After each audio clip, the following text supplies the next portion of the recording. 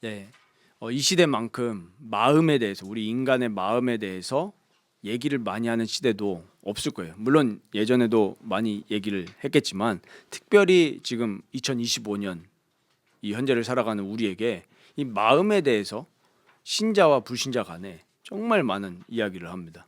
그래서 요즘에는 아예 명상 이런 프로그램들이 한 기업이나 학교에 이 정식 프로그램으로 이렇게 들어가기도 하죠. 왜냐하면 사람들이 마음의 병을 너무 많이 앓고 있기 때문에 그렇습니다.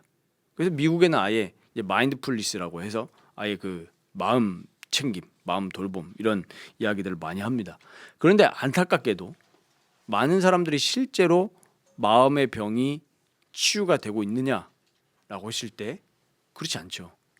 그래서 많은 사람들이 그것을 어떻게든 해결해 보려고 이 의학 쪽으로만 빠지면 괜찮은데 이 쾌락 쪽으로 많이 빠집니다.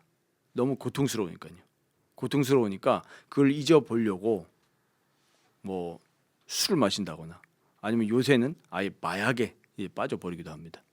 근데 우리가 이런 문제를 보면서 그냥 저게 문제야 이렇게 바라보면은 정작 우리가 그런 문제를 맞닥뜨렸을 때는 우리도 똑같이 빠지고 말아요.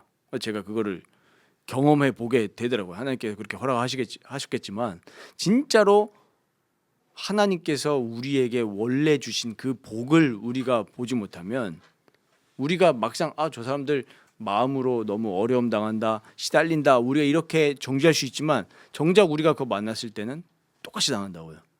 그래서 이 오늘 본문 말씀을 통해서 근본적인 이 마음에 대한 해결책을 지금 말씀하고 있는 겁니다. 근데 안타깝게도 너무 많은 기독교인들이 세상의 논리에 오염되어 있어요. 우리도 얘기할 때 보면은 마음을 진짜 우리가 평안하게 하고 기분 좋게 하려고 할 때 이 하나님 말씀을 가지고 얘기하기보다는 무슨 얘기를 하냐면 세상에서 말한 얘기를 그대로 한다고요. 그런 게 도움이 안 되는 건 아닙니다. 일반 은총의 영역이 있기 때문에 우리 조금 뭐랄까 이 힘들면 좀 쉬다 와라 이런 얘기가 틀린 건 아니라고요. 그러나 진짜 근본적으로 오늘 하나님이 바울을 통해서 말씀하시는 우리 마음에다가 뭘 집어넣을 것이냐 이거에 대해서 기독교인들조차 얘기를 못하고 몰라요. 왜 그렇습니까? 실제로 그 경험이 없기 때문에 그래요.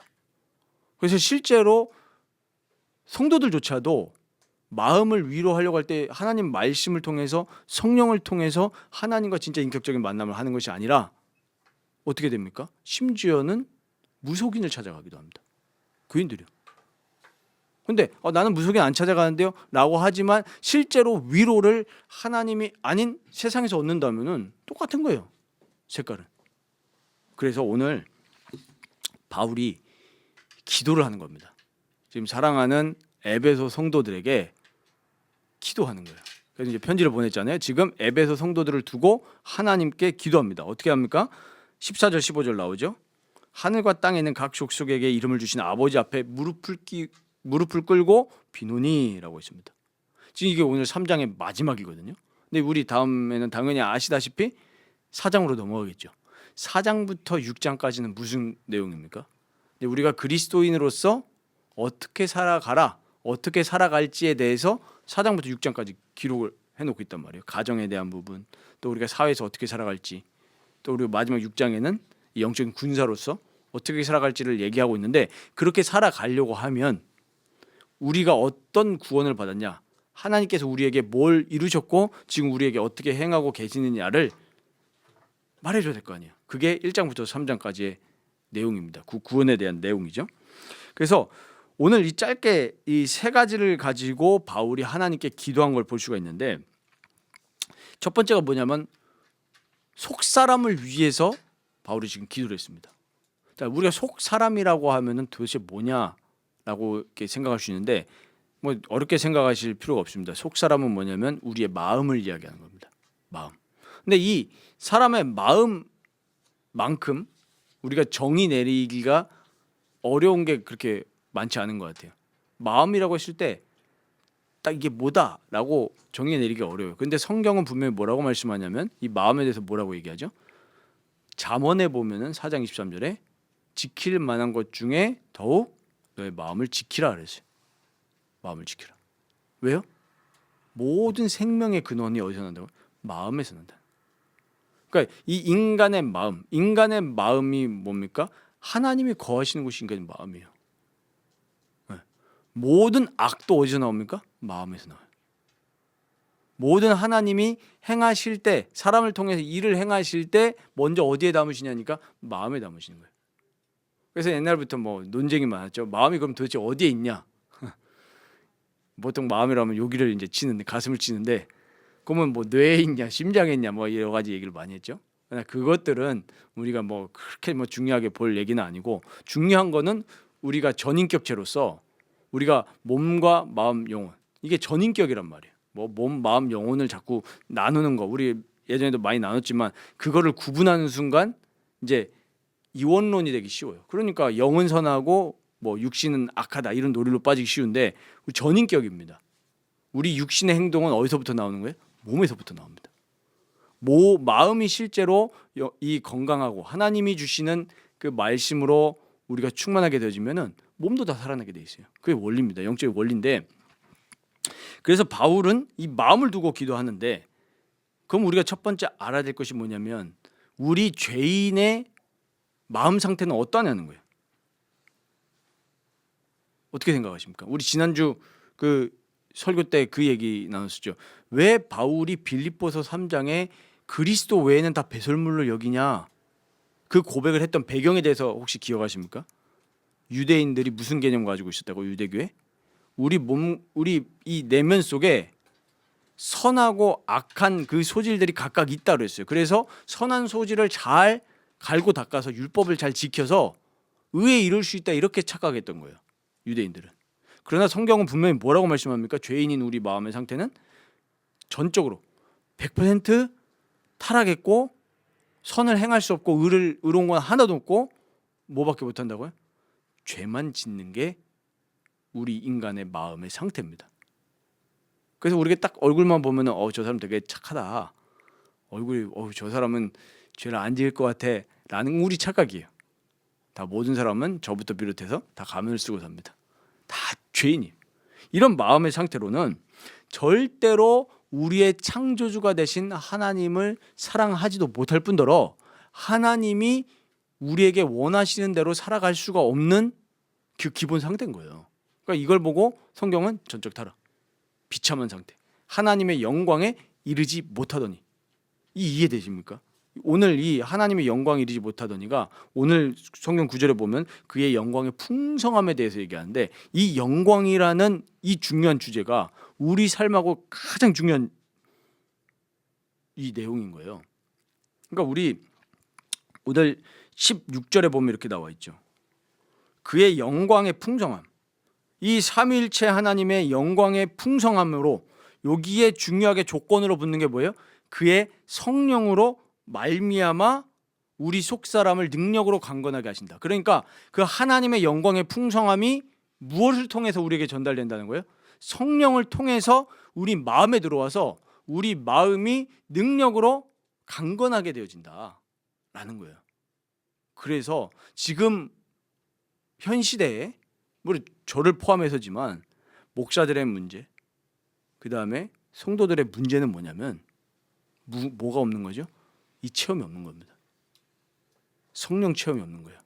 근데 우리가 성령 체험이라고 하면은 자꾸 무슨 생각만 했죠? 은사는 좋은 건데 은사 주의에 빠졌죠. 그러니까 이제 뭐가 나왔습니까? 불건전 신비주의가 나오는 거예요. 성령은 우리 교리문답 시간에 배웠지만 그 성령 자체가 인격체예요. 성령은 어떤 작용이나 현상이 아니라 성령도 하나님이라고요. 그 성령 하나님께서 그 놀라우신 하나님의 영광의 풍성함을 우리에게 전달하시는 거예요. 그러니까 우리가 제일 힘써야 될 건 뭐냐면 살아계신 성령님과의 인격적인 교제가 되어져야 된다는 거예요. 이게 우리 힘의 원천입니다. 근데 우리가 이따가 뒤에도 말씀드리겠지만 문제는 뭐냐면 이게 지금 안 된다는 거예요. 우리 마음의 힘을 얻으려고 할 때 성령님하고 교제를 하십니까? 뭐 하십니까? 여기에서 벌써 우리가 잘못된 부분이 너무 많다라는 것을 인식을 하게 되죠. 우리가 우리의 창조주가 되시고 우리의 모든 복의 근원이고 힘의 근원이신 하나님과 소통을 해야 되는 우리 마음인데 마음이 하나님하고 소통을 안 해요. 성령님의 가르치심, 보혜사 성령이라고 그랬잖아요. 우리를 가르치시고 우리에게 은혜를 주시는 그 성령님과의 교제가 안 되는 거예요. 이것만큼 비참한 게 어디 있습니까? 하나님의 영광이 사라진 곳에 뭐밖에 없어요? 우리 시편 105편에 나오지만 이스라엘 그 광야 백성들이 말씀에 불순종할 때 흑암이에요. 흑암. 흑암이라는 게 막 얘기하는 게 아니라 어두움이라고요. 하나님이 모세와 아론을 통해서 애굽 땅에 하나님 말씀을 선포하죠. 바로 왕에게 가서 선포합니다. 그 중에 걔 중에도 애굽 사람 중에도 하나님의 말씀을 들었던 사람들이 있단 말이에요. 그 얘기 듣고 피 발랐던 사람은 살았습니다. 누구든지. 그런데 광야 세대가 하나님의 말씀을 또 거부하죠. 우리 이번 주에 다 읽으셨습니까? 출애굽기. 그런데 40년 동안 만나와 메추라기를 계속 주셨다 그랬죠.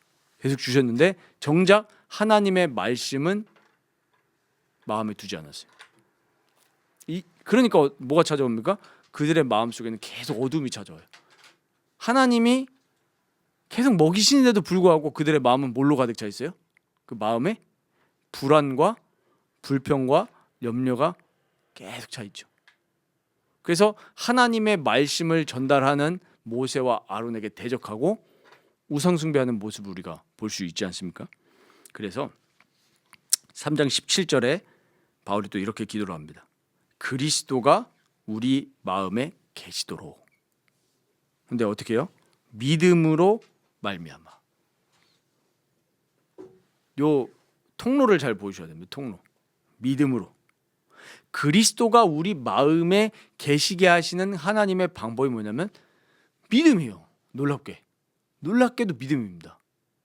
우리가 어떤 행위를 통해 가지고 그리스도가 우리 마음에 계시는 게 아니라 우리가 이 사실을 하나님의 말씀을 성령을 통해서 우리에게 주신다는 것을 믿을 때, 마음에 믿을 때 그리스도가 우리 마음에 거하시게 된다는 거예요. 이 내용은 뭐냐면 예수님께서 우리 마음에 또 들어오십시오.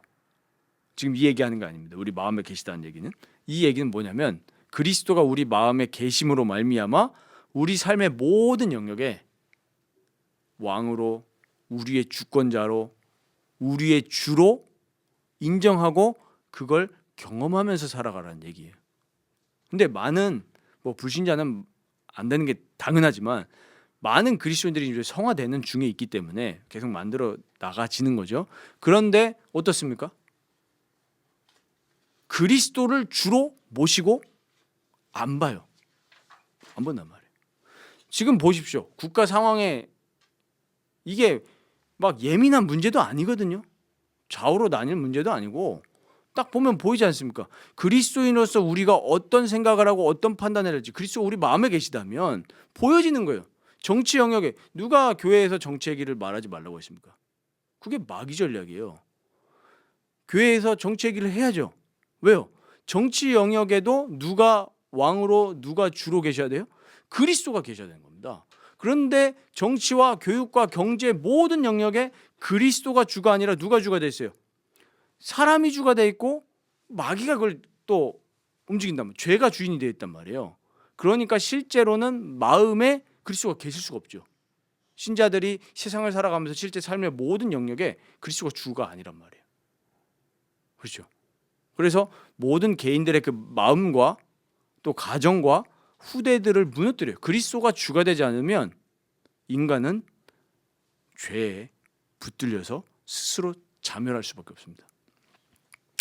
그래서 그리스도의 사랑에 우리가 뿌리를 내릴 수 있도록 바울이 지금 기도하는 거죠. 뭐가요? 우리 마음이 그리스도의 사랑에 뿌리를 내려야 된다는 얘기예요. 그리고 19절에 아주 유명한 우리가 잘 아는 이야기를 지금 기도를 통해서 하고 있는데 그 너비와 길이와 높이, 깊이 이 차원이잖아요. 우리가 평면이 아니라 점이 아니라 차원입니다. 지금 우리 보통 뭐 1차원, 2차원, 3차원 이런 얘기 하잖아요. 눈에 보이지 않는 우리가 이제 4차원으로 가면 이제 스페이스 타임이라고 해서 시공간이죠. 시공간이 나오는데 우리가 그리스도의 사랑을 우리의 언어와 우리의 지성과 이성으로 다 표현할 수가 없어요. 어마어마한 차원이기 때문에. 그럼 우리가 그리스도의 사랑이라고 했을 때 그 그리스도의 사랑의 어마어마한 차원을 깨달아서 하나님의 모든 충만하신 것이 우리에게 충만하게 되기를 원한다. 바울은 이렇게 얘기합니다. 그러면 이게 되게 복잡한 얘기잖아요. 근데 복잡한 얘기가 아닙니다. 진정한 신앙은 그냥 내가 그리스도를 압니다. 하나님이 나를 사랑합니다. 나 이제 하나님 사랑하면서 살겠습니다. 하나님을 나의 왕으로 모시면서 살아가겠습니다. 단순히 2차원이 아닌 거예요. 우리가 살아가는 모든 과거와 현재와 미래가 다 하나님의 사랑으로 연결돼 가지고 하나님의 뜻을 우리에게 이루십니다. 거기에 붙들리면 어떤 일이 일어납니까? 내 과거에 대해서 막 한탄하고 원망하지 않아요. 그런데 대부분 사회에서 어떻게 얘기를 합니까?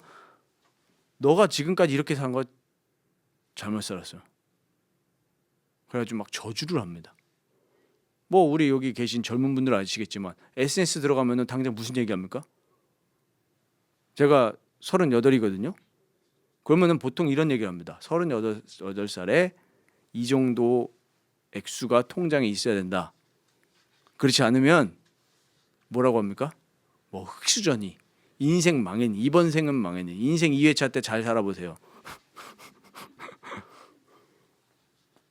그리고 뭐 대학, 요 대학 나오면 성공이지 않았니? 이게 우리 마음에 지금 뿌리 내려 있잖아요. 결혼할 때 또 어떻게 결혼합니까? 어떻게 결혼해요? 우리 아직 결혼 안 하신 분들 계시잖아요. 무슨 마음이 있을 거 아니에요. 어디에 마음에 뿌리를 내려 있잖아요. 기준이. 근데 우리가 그리스도의 사랑에 진짜 뿌리를 내리면 그 하나님의 사랑, 그리스도의 사랑은 우리 인생을 붙들고 끌고 가시는데 우리는 염려하고 있단 말이에요.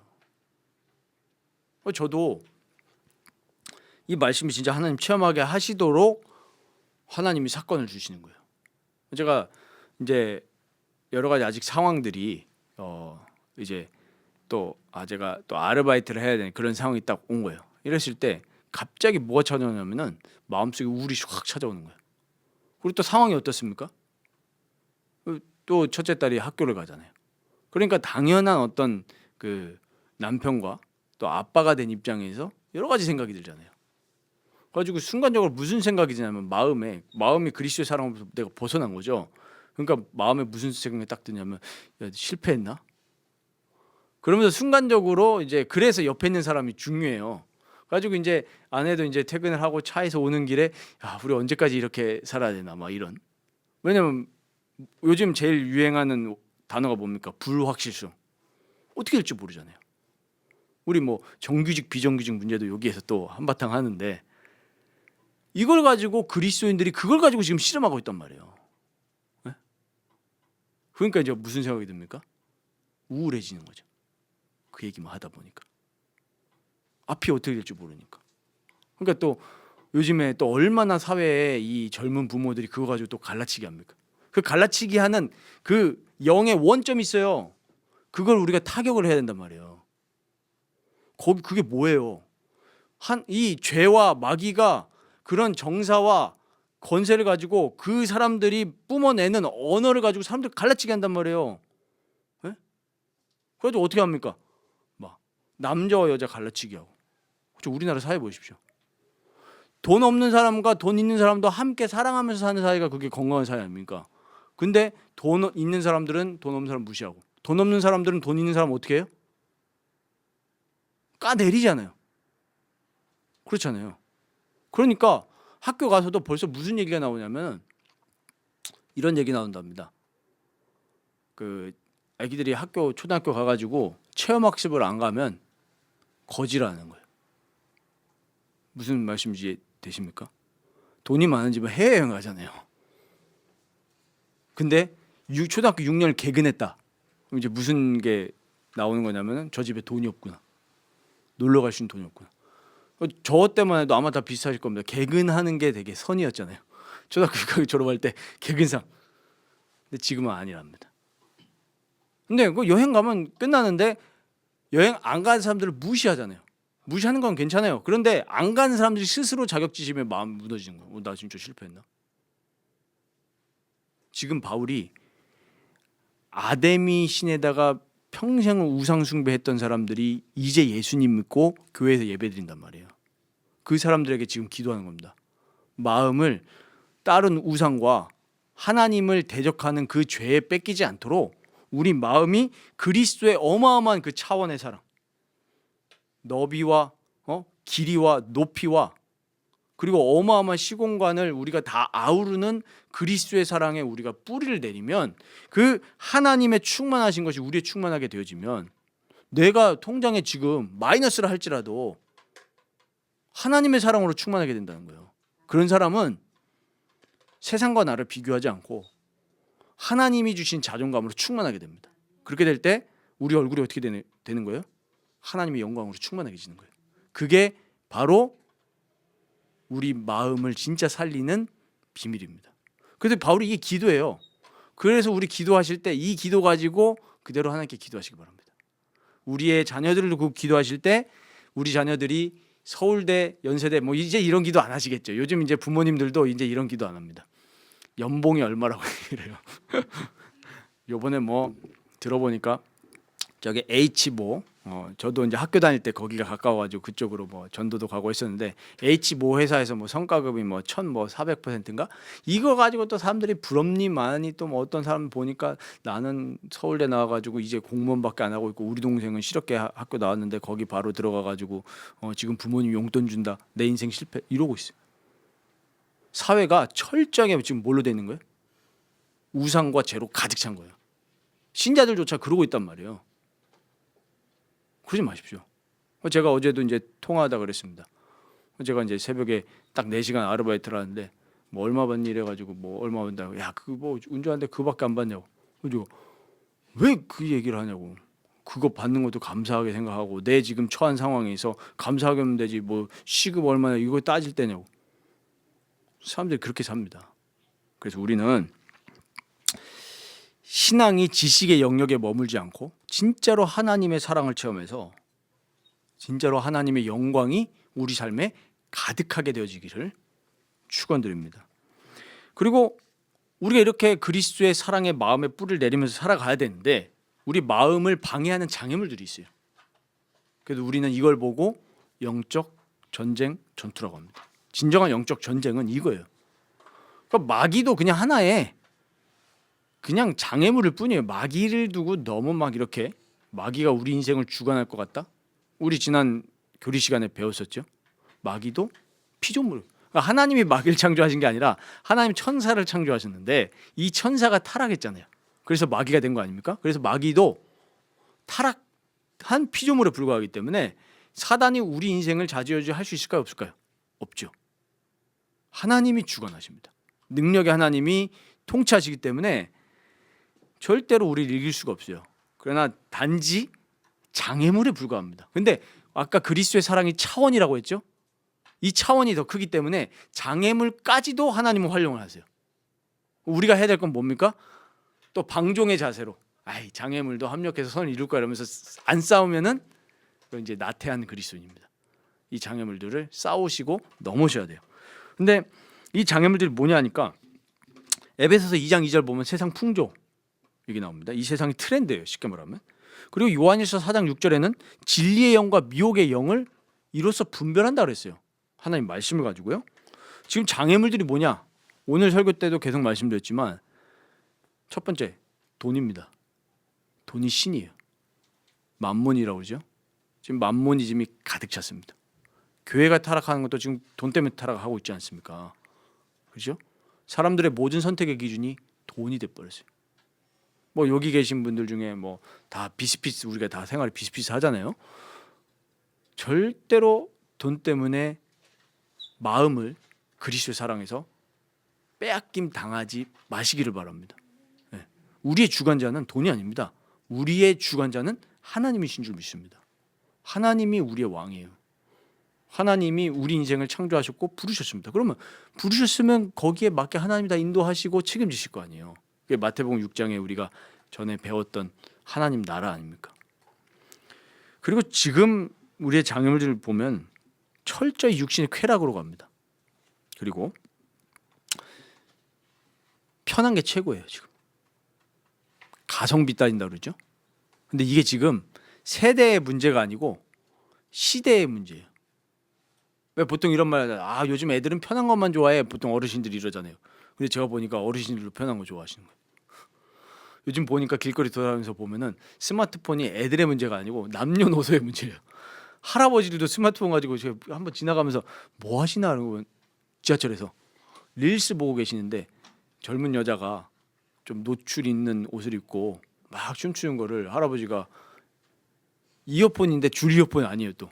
지금 블루투스 와, 여 할아버지들도 제가 볼 때는 한 80 돼 보이시는데 이러면서 약간 미소를 띠고 지하철에서 보고 계시는 거예요. 그래서 아, 이게 지금 이 세대의 문제가 아니라 시대의 문제예요. 많은 사람들이 편한 거 찾으면서 이제 예배도 어떻게 합니까? 편하게 드리려고 해요. 모임도 어떻게 해요? 편하게 하려고 해요. 그래서 제가 지난번에 말씀드렸지만 우리 교회는 온라인 예배 드리지 않습니다. 네, 혹시 실망하신 분들은 좀 하나님 앞에 생각해 보시기 바랍니다. 온라인 예배, 제가 코로나 때 제일 회개하는 게 그거예요. 아, 내가 예배를 너무 소홀히 생각했다. 그런 정책에 대해서 아무렇지 않게 생각해요. 여당이든 야당이든 그런 이 정책을 들고 나오면 저는 분명히 얘기할 겁니다. 이거는 반성경적인 정책이다. 목사가 그거 얘기 안 하면은 창피한 거죠, 하나님 앞에서. 눈치 보면서. 그리고 지금 이 장애물들, 우리 마음을 방해하는 장애물들이 감사가 없고 불평 불만만 가득한 게 지금 우리 세대 지금 시대의 장애물이에요. 감사가 없습니다. 그리고 감사가 없기 때문에 불평 불만만 가득하기 때문에 같이 무너지는 게 뭐죠? 권위가 동시에 무너집니다. 부모에 대한 감사가 있습니까? 없죠. 제가 지난번에 말씀드렸는지 모르겠는데 미용실에 갔다가 이제 사장님하고 친하니까 물어보시는 거예요. 자기 친구 아들이 결혼했는데 아들이 부모님을 자꾸 원망한다는 거예요. 왜요? 앞부터 안 해줬다고. 그래가지고 저한테 물어보시더라고. 어떻게 생각하세요? 아유, 호로 자식이 그랬죠 제가. 그러니까 권위가 같이 무너지는 거예요. 감사가 사라지고 불평 불만만 넘어질 때 권위가 같이 무너지는 거예요. 그래서 성경은 분명히 뭐 얘기합니까? 하나님이 우리 인생의 권위자시기 때문에 하나님이 세우신 부모, 하나님이 세우신 선생님, 하나님이 세우신 지도자를 하나님처럼 모시라는 게 아니라 하나님의 대리자로 세우셨기 때문에 그 권위를 인정하는 거예요. 근데 그 권위를 무너뜨리잖아요, 사람들이. 그렇죠? 그리고 당연히 감사가 없기 때문에 사랑도 없을 뿐만 아니라 그 마음에 자꾸 갈라치기와 증오가 가득 찹니다. 사랑이 없어요. 우리 이런 걸 보면서 어떻게 해야겠습니까? 오늘 중요한 게 나오죠. 우리 마음에 성령으로 말미암아 믿음으로 말미암아 하나님의 사랑, 그리스도의 사랑이 가득 채워지고 또 거기에 뿌리 내려야 된다라는 것을 기도하고 있습니다, 바울이. 그래서 우리가 늘 깨어서 성령으로 기도해야 될 줄 믿고 말씀을 가져야 될 줄 믿습니다. 기도하지 않으면 우리 마음을 지킬 수가 없어요. 그래서 에베소서 6장 16절 18절에는 믿음의 방패를 얘기하면서 악한 자의 불화살을 소멸하라 하랬습니다. 마귀는 계속 불화살을 쏩니다. 우리에게 계속 죄짓도록 유혹하고 우리도 스스로 속기도 하고 마귀에게 속기도 하면서 넘어집니다. 우리 마음을 뺏깁니다. 우리가 이 장애물들과 죄를 싸워 이기려고 하면은 성령의 검 곧 하나님의 말씀으로 무장하게 되어지면 이길 수 있습니다. 그래서 말씀을 꼭 붙드셔야 됩니다. 그래서 말씀을 자꾸 읽으시고 또 암송도 하시고 이걸 가지고 깊이 묵상하고 성찰하면서 하나님의 사랑을 계속 되뇌이는 거예요. 그때 이 믿음을 통해서 그 순간에 또 하나님은 성령 하나님을 우리에게 보내주셔서 이기게 하실 겁니다. 이 체험을 계속 해야 되는 거예요. 이 체험이 없다면 우리의 믿음은 안타깝지만 죽은 믿음입니다. 산 믿음 되시길 바랍니다. 하나님 살아계십니다. 예수님도 살아계시고 성령님도 살아계십니다. 우리가 말로만 예수님이 나의 그리스도시고 왕이시다 이러면 안 돼요. 우리 삶에 실제로 체험될 줄 믿습니다. 그래서 우리가 기도할 때 어떻게 기도하시냐? 성령 안에서 기도하셔야 돼요. 성령 안에서 기도한단 말이 도대체 무슨 말이냐? 우리의 마음이 실제로 말씀과 기도를 통해서 변화되는 걸 느껴요. 성령 안에서 기도하면. 그러나 우리가 육신으로 기도하게 되어지면 이 변화를 체험하지 못합니다. 제가 예전에 철없던 그 시절이 자꾸 떠올리더라고요. 흑역사라고 하죠. 예전에 주보에다가 저희 아버지도 이제 개척교회를 하셨으니까 주보에다가 이번 주에 이신남 학생이 요번에 수련회를 갑니다. 여기다 주보에 넣었어요. 근데 제가 그때 중학생 때인가 아마 중2병에 걸렸었을 것 같은데 왜 내 이름을 주보에 넣냐면서 우리 교회에 꼭 그런 분들 계시죠. 중2 말고도 성인 됐는데도 그런 분들 꼭 계시면 제가 이제 좀 규모가 있는 교회에서 행정을 했을 때도 꼭 그런 분들 계시더라고요. 내 이름 빼달라고. 근데 제가 그때 뭘 몰랐냐? 기도의 힘을 제가 모르는 거죠. 왜 내 이름이 수련회 간다고 기도해달라는 거예요? 기분이 나쁩니까? 육신의 사람이죠. 성령 안에서 어떻게 하라고 했습니까? 깨어 기도하고 여러 성도를 위하여 기도하라. 에베소 6장 18절에. 그래서 성도 간에 같이 기도하고 관심 가지고 그러면서 하나님의 사랑을 우리가 체험하게 되는 거예요. 우리가 계속 말씀드리지만 교회는 공동체입니다. 나 홀로 신앙생활하는 거는 그건 하나님이 그렇게 세우신 적이 없어요. 처음부터. 하나님이 구원받은 자 성도들을 함께 모으시고 성령 안에서 교제하게 하시고 수직 수평으로 소통하게 하신단 말이에요. 그러면서 그리스도의 사랑을 체험하게 됩니다. 그래서 우리가 이렇게 말씀과 기도 속에 있다 보면 우리에게 찾아오는 갈등과 문제, 어려움들이 있거든요. 이건 뭐냐면 우리가 영적으로 더 자라나가는 성숙의 기회가 됩니다. 그래서 어떻게 되어지죠? 더 내 마음이 하나님을 사랑하게 되고 그리스도를 사랑하게 되고 그리스도의 사랑이 지식이 아니라 우리에게 실제 체험이 되는 거예요. 제가 요즘 과거가 생각이 나더라고요. 제가 새벽에 아르바이트하는 곳에 가면은 예전에 제가 대학생들하고 이렇게 전도했던 거기에 제가 가면서 많은 생각이 들더라고요. 전도는 행위로 정말 열심히 했으나 실제로 돌아와서 나 혼자 있을 때 또 내가 가정의 삶을 살 때는 마음이 그리스도로 잡혀져 있지 않는 것을 보면서 제가 그때도 굉장히 질문을 많이 했거든요. 아니 그렇게 전도하면서 왜 나는 불안합니까? 왜 그렇게 나는 전도를 많이 하고 영접자도 많이 있고 교회화도 시켜도 왜 내 마음에는 공허함이 항상 있을까요? 라는 질문에 있어서 답을 못했습니다. 근데 답이 되는 거예요. 내가 실제로 그리스도의 사랑에 뿌리를 내리지 못했구나. 그리스도의 사랑을 체험하지 못하고 알고 있는 지식 가지고 복음 전했구나. 그러니까 허공을 치는 거죠. 내가 지식으로 전달해도 성령은 역사하실 수 있으니까 그 사람을 위해서 일이 일어날 수 있지만 실제로 내 자신은 마음이 뺏겨 있는 거예요. 이 시대에 그런 기독교인들이 얼마나 많습니까? 그래서 우리는 어떻게 기도해야 되냐? 웨스트민스터 대요리문답 185문에 이렇게 얘기합니다. 하나님의 위엄을 엄숙하게 이해하고 우리 자신의 무가치함과 빈궁함과 죄를 깊이 깨닫고 통해야 한다. 아까 제가 서두에 말씀드렸었죠. 우리의 마음은 어떻다고요? 선한 게 하나도 없는 전적 타락한 죄인입니다. 그러니까 우리 마음 상태가 이러하다는 걸 깨닫고 그리스도의 사랑이 성령으로 말미암아 믿음으로 말미암아 우리에게 정말로 깨달아지고 이해될 수 있도록 체험될 수 있도록 기도해야 된다는 얘기예요. 그렇게 됐을 때 우리가 감사와 열린 마음을 품고 하나님께 열린 마음이죠. 그리고 올바른 영적인 이해와 믿음과 성실과 열정과 사랑과 인내로 하나님을 기다리며 그러세요. 우리 상황이 가장 궁핍하고 어렵고 병들고 돈이 하나도 없을 때일지라도 열린 마음과 감사와 하나님을 찬양하는 마음으로 하나님의 복 주시는 것을 기다려야 될 줄 믿습니다. 그렇게 기다리십시오. 그리고 그분 뜻에, 하나님 뜻에 겸손하게 복종하는 자세로 기도하셔야 됩니다. 안 그러면은 기도하면서도 낙심한다니까요. 근데 우리의 모든 생명의 근원, 복의 근원은 우리의 주인이신 그리스도인 줄 믿습니다. 그리스도께서 히브리서에 보면 뭐라고 했죠? 만물을 붙드시고 계신다. 만물을 붙드신다는 얘기는 해, 달, 별, 구름 이런 것만 붙드신다는 게 아니라 모든 사람들까지도 붙들고 계시다는 거예요. 근데 우리가 이걸 잃어버릴 때 우리 마음이 낙담되잖아요. 우리가 취직이 안 됐다? 낙담하잖아요. 많은 청년들이.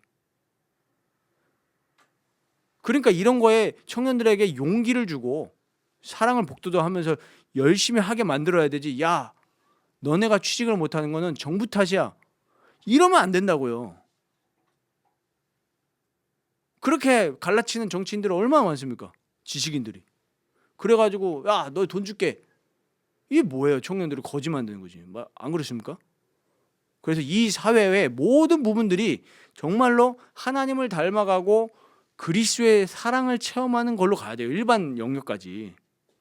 청년들에게 진짜 희망을 줘야죠. 앞으로 우리 교회도 하나님 또 지금까지도 청년들과 교제하게 하셨고 또 청년들이 올 수 있을 텐데 청년들이 정말로 하나님의 사랑과 건강한 생각, 하나님이 주신 건강한 생각과 사랑을 가지고 살아갈 수 있도록 우리 어른들은 그렇게 도와줘야 되는 거죠. 정말 그리스도의 사랑을 가지고요. 그래서 우리가 이렇게 기도했을 때 오늘 본문에 이 20절에 뭐라고 합니까? 우리가 구하거나 생각하는 모든 것보다 더 넘치도록 우리에게 응답하신다 그랬습니다. 이거를 약속으로 붙으시기 바랍니다. 우리가 생각하는 것보다, 우리가 기도하는 것보다 하나님은 더 놀라운 방법으로 하나님의 응답을 우리에게 주시는 분인 줄 믿습니다. 우리가 다 측량할 수가 없죠. 바울은 측량할 수 없다 그랬습니다. 이 차원을 측량할 수 없어요. 그래서 우리가 마음이 낙담되고 고민되고 자꾸 우울에 빠질 수 있습니다. 우리가 이렇게 삶을 살아가다 보면 그럴 때마다 그리스도의 사랑이 우리 마음을 지키도록, 그리고 우리가 더 구하는 것보다 하나님은 측량 못할 아름답고 선한 방법으로 우리에게 응답하신다는 사실을 약속으로 붙드시고 승리하시기를 바랍니다. 그래서 오늘 마지막 결론을 맺으면서 정말로 그리스도의 사랑이 나의 마음을 주장할 수 있도록 기도하시기 바랍니다. 우리 마음을 뺏기는 거에 있어서 좀 정리도 해보시기 바랍니다. 한 사회학자가 이런 말을 했습니다. 현대인들을 망가뜨리는 게 뭐냐? 단어로 얘기하더라고요. 영어 단어로. 뭔지 아십니까? 예측해 보십시오. 우리의 마음을 망가뜨리는 거. 스크롤링이라는 거예요. 스크롤링. 스크롤링이 뭐예요? 우리 왜 마우스에 휠 있죠? 그 휠을 내리는 게 스크롤링이에요. 우리가 스마트폰 화면에 터치를 손가락으로 내리는 게 내리는 거 스크롤. 그것이 우리를 망가뜨리는 거예요. 이해되십니까? 온갖 뉴스와 SNS와 온갖 모든 것이, 제가 볼 때는 이 시대의 신전이 스마트폰인데 여기서 우리 마음을 뺏기는 정보들이 계속 들어와요. 거기에 마음을 뺏기지 마십시오. 요즘 뭐 가짜 뉴스, 거짓 뉴스 이런 얘기들이 뉴스에서도 많이 화두인데 그게 진실이라 할지라도 진리는 아니잖아요. 진짜 진리는 뭡니까? 하나님이 우리의 진리십니다. 하나님의 관점으로 봐야 되는 거예요. 그래서 우리가 그리스도인답게 생각하고 판단하는 힘을 키워야 됩니다.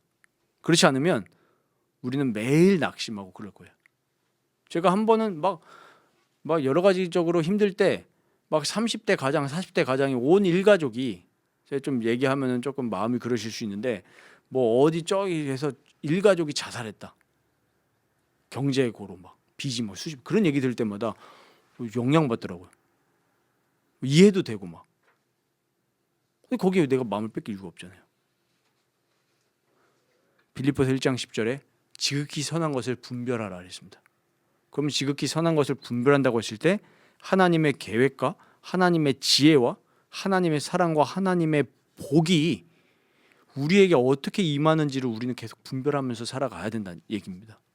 그래서 정말로 우리가 성령 체험은 다른 것이 아니라 성령으로 말미암아서 그리스도의 사랑을 더 알게 되고 그리스도의 사랑에 뿌리 내려서 그 어떤 것에도 흔들리지 않고 성숙한 그리스도인으로 자라나는 것이 진정한 성령 체험인 줄 믿습니다. 이번 한 주간뿐만 아니라 우리 삶의 평생에 정말로 인격적인 하나님의 사랑과 또 하나님의 복을 또 은혜를 체험하면서 살아가시기를 주님의 이름으로 축원드립니다.